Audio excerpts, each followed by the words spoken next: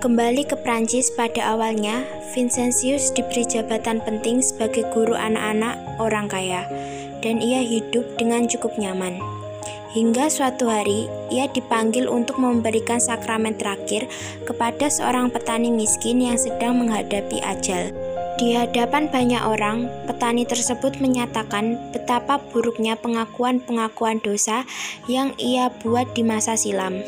Sekonyong-konyong pastor Vincentius sadar akan mendesaknya kebutuhan kaum miskin. Papa Prancis akan pertolongan rohani. Ketika ia mulai berkhotbah kepada mereka, orang berduyun-duyun datang untuk mengaku dosa. Pada akhirnya, Pastor Vincentius memutuskan untuk membentuk suatu kongregasi iman yang secara khusus bekerja di antara para fakir miskin, atau dikenal dengan nama Kongregasi Misi atau Vincentian. Ia bersama dengan Santo Louis de Marillac mendirikan Kongregasi Suster-Suster Putri Kasih dan PK. Ia mendirikan rumah-rumah sakit serta wisma-wisma bagi anak-anak yatim piatu serta orang-orang lanjut usia. Ia mengumpulkan sejumlah besar uang untuk disumbangkan ke daerah-daerah miskin dan mengirimkan para misionaris ke berbagai negara. Meskipun ia demikian murah hati, namun demikian dengan rendah hati ia mengakui bahwa sifat dasarnya tidaklah demikian. Jika bukan karena kasih karunia Tuhan, aku ini seorang yang keras, kasar, serta mudah marah, katanya. Vincentius de Paul wafat di Paris pada tanggal 27 September 1960. Ia dinyatakan kudus pada tahun 1737 oleh Paus Clemens XII. Santo Vincentius lahir pada tahun 1581 di Puy, Provinsi Guyenne, Gascony, Prancis, dari keluarga petani yang miskin. Ia memiliki 4 orang saudara dan 2 orang saudari. Pada usia muda, ia sudah menunjukkan bakat dalam membaca dan menulis. Karena itu, saat ia berusia 15 tahun, ayahnya mengirimkannya untuk bersekolah dan menjual sapi untuk biayanya. Dia belajar di Humaniora di Dax, Prancis dengan Cordeliers, dan ia lulus dalam teologi di Toulouse. Vincent ditasbihkan pada tahun 1600 pada usia 19 tahun. Vincent tinggal di Toulouse sampai ia pindah ke Marseille. Pada 1605, dalam perjalanan kembali dari Marseille, kapalnya dibajak dan ia ditangkap oleh bajak laut yang kemudian membawanya ke Tunisia. Di sana, Pastor Vincent kemudian dijual sebagai budak. Ia hidup sebagai budak selama 2 tahun. Pada akhirnya, dia menjadi milik seorang Kristen murtad yang kemudian dengan dibantu oleh istri majikannya, Pastor Vincent beserta semua budak-budak di rumah itu dapat melarikan diri. Vincent de Paul lolos tahun 1607. Setelah kembali ke Prancis, Paulus pergi ke Roma. Di sana, ia melanjutkan studinya sampai 1609 ketika dikirim kembali ke Prancis.